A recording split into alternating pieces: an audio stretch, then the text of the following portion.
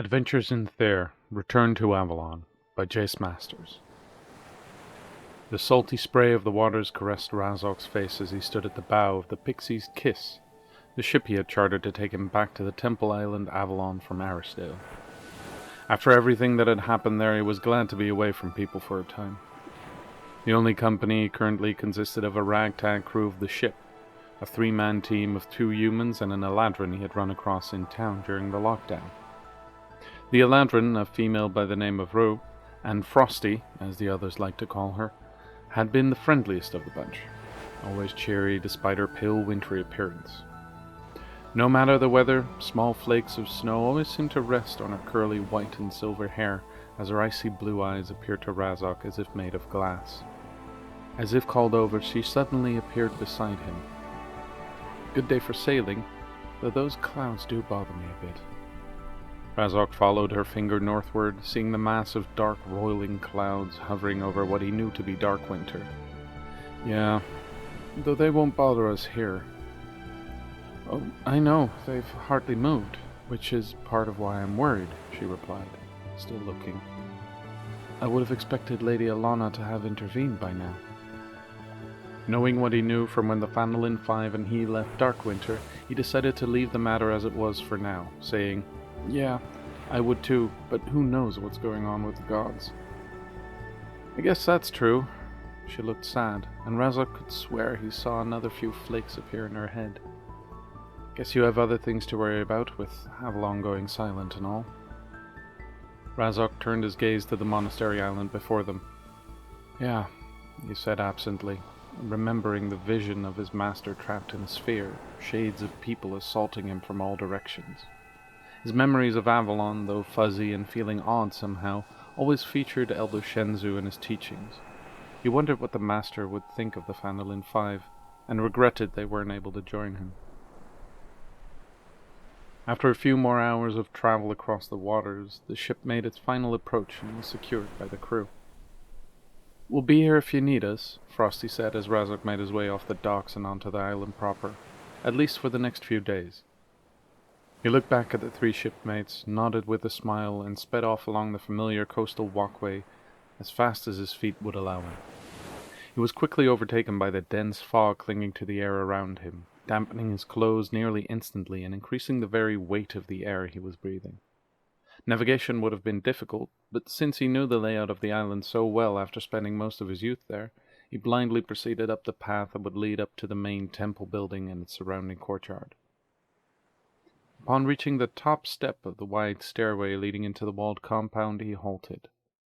The air was dead silent, save for the sound of his own breath and elevated heart rate. The breeze he had felt on his approach was similarly nowhere to be found. The heavy mist obscured his vision of the temple he knew to be present in the distance. Even the nearby walls of the compound barely registered. In the silence, Razok picked up a faint whizzing sound approaching rapidly from some distance away. Instinctively, he dodged away and moved his hand to deflect the incoming object. A black throwing blade harmlessly clattered to the ground a moment later. On full alert, Razok steeled his nerves and awaited the inevitable second attack. A fraction of a second later, another blade whizzed by, but as he dodged, Razok noticed a dark-robed figure emerging from the mist, too late as a blade hooked into and tore through his flesh. As his nerves screamed at him in agony, he whirled around and followed the figure, only for it to disappear into the thick fog. A burst of movement to his left caught his eye as he just managed to sidestep the bladed edge of a naginata coming down upon him. With barely a moment to respond, the weapon's long pole found its mark on the side of his leg as a second assailant appeared and disappeared in a flash. The hit left Razok reeling, moving his weight off the stricken leg. As another volley of knives made its way towards and past Razok, he began to understand the situation he had found himself in. Obviously unhindered by the reduced vision, these shadowy attackers would wear him down attack by attack until they would be able to finish him off. He would need to get through this. Another volley broke his train of thought as he dodged the incoming projectiles, intercepted one, and returned it from where he calculated it had come. A low grunt in the distance left Razok with some measure of satisfaction as he knew his throw had hit its mark. Knowing what to expect now, Razok focused his mind and channeled his energy into his hands. As the image of fire flashed into his mind, he felt his hands heat up instantly. A familiar feeling of flames crawling over his fingers extended outward, forming whip-like tendrils that burned away the moisture in the air around him nearly immediately, revealing more of the scene around him. He was standing on the familiar stone pathway, but off to the side he saw bodies wearing the familiar colored robes of his order. Every single one of them looked as if they'd been hollowed out, leaving only husks of the men and women they once were behind. Razok was unable to take in the full realization of what had happened to his order, however, as the unseen assailants once again pressed their advantage upon him. With the clarity afforded by the fiery tendrils, he was luckily able to predict and determine the assault better, enabling him to avoid most of the incoming attacks save for another slash by the figure wielding the hooked kusurigamas. Once again the blade tore into his flesh, on his arm this time, leaving a deep jagged cut into the muscle tissue that severely hampered the use of that arm. Razok knew that he would not make it out if he stayed and fought these individuals, so he lashed out at the figure with the kusurigamas once before focusing his energy inward and into his legs. As the energy spread to his lower half, he felt the bruised skin and muscles from the earlier blow protest for a moment before obeying his command to ready themselves for his retreat. As the shadowy figures once again lunged in for their attack, Razok made his move. He dashed forward towards the main temple building he knew to be there. Surprised, the figures seemed to not immediately follow him, but soon began their pursuit of the speedy monk.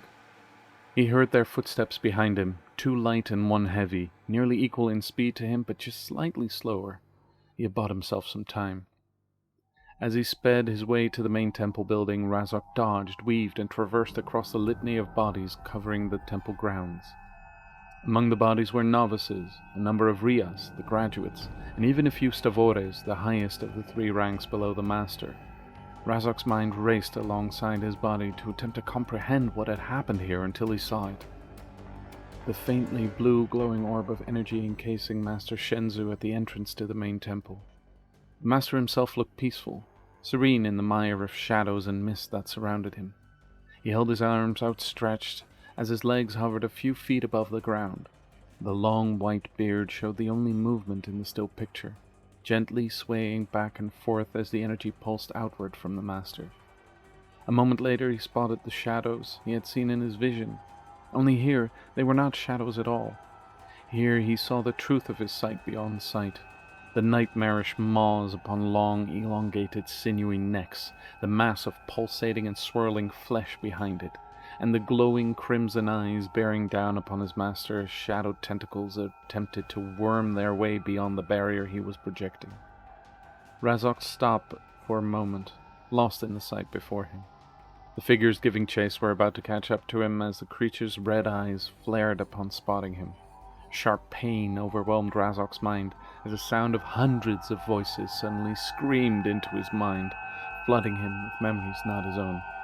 He screamed along with them before his mind gave out and he collapsed to the ground. Razok awoke to the feeling of being carried by someone. His bloodshot eyes had difficulty defining the creature or person that was transporting him, but he could make out a strong jawline that could have been carved from wood.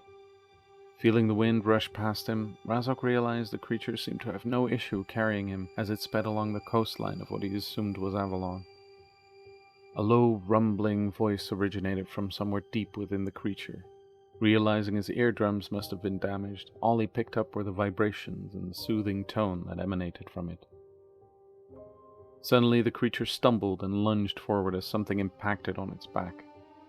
A grim smile came across the creature's face as Razok could make out it worded something along the lines of "caught up." He began moving in an effort to be of more assistance to the creature, but realized he was unable to do so. His limbs just wouldn't respond to his commands. Another impact sent the creature stumbling forward before it suddenly skidded to a halt, spoke a few words Razok did not understand, and flung him away as if he were nothing more than a leaf being blown from a tree. As he felt gravity lose its grip on him, he attempted to look back at his savior. As he moved, still struggling against his unwilling body, he caught a glimpse of what appeared to be a large oak tree as it was set ablaze by a number of impacts from objects thrown by what looked like nothing more than shadow and mist. Still reeling, Razok waited for the inevitable moment when gravity would win over again and cause him to plummet to the ground. That moment, however, never came. As he drifted slowly down towards the calm waves below, he felt himself drift off into oblivion once again. His final thoughts were of how he had failed his home and his master. The mid-afternoon sun bearing down upon him woke Razok. He felt his skin burn to the heat, and felt every muscle in his body ache as he willed it to move. He found himself upon the shores of the mainland, the hazy island of Avalon in the distance behind him. As he raised himself up, he wondered how he got there, and what had happened to him. He had some vague recollection of running, fighting, and being carried by someone, but his synapses refused to provide him with more information than that.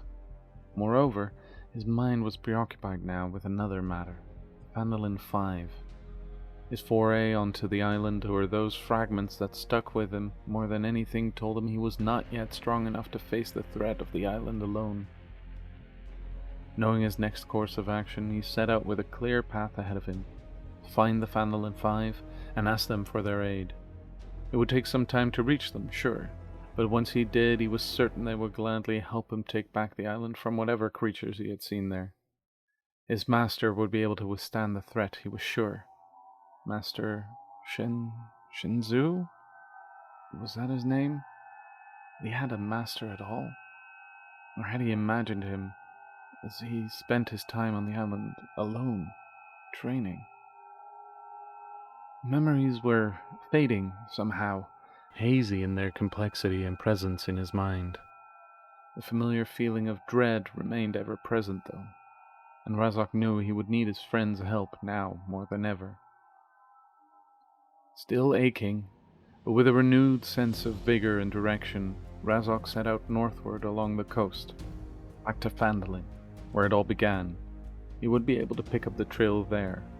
It might take time, but Elona would guide him.